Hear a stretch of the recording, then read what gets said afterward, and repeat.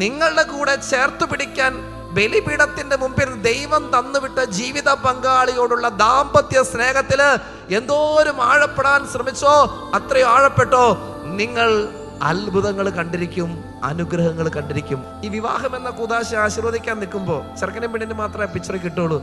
ഈ ചെറുക്കനും പെണ്ണും കൈ ഇങ്ങനെ കോർത്ത് പിടിച്ച് നിൽക്കുന്ന ഒരു സീനുണ്ട്. അതെന്നാ കൃപ, എന്താ അനുഗ്രഹ! രണ്ടു പേരോടും കൂടി വചനത്തിൽ കൈവച്ചിട്ടങ്ങ് സ്വീകരിക്കുക ജീവനായ ഈശോയെ. അൽത്താരുടെ മുന്നിൽ നിന്ന് ജീവിത പങ്കാളിക്ക് വില കൽപ്പിക്കാൻ തുടങ്ങി കഴിഞ്ഞാൽ ഉറപ്പിച്ചോ, നിങ്ങൾ രണ്ടുപേരോട് ഒരുമിച്ച് നിന്ന് എന്ത് കാര്യങ്ങൾ ഇടപെട്ടാലും ശരി, അതില് ദൈവം കൈവയ്ക്കാൻ തുടങ്ങും.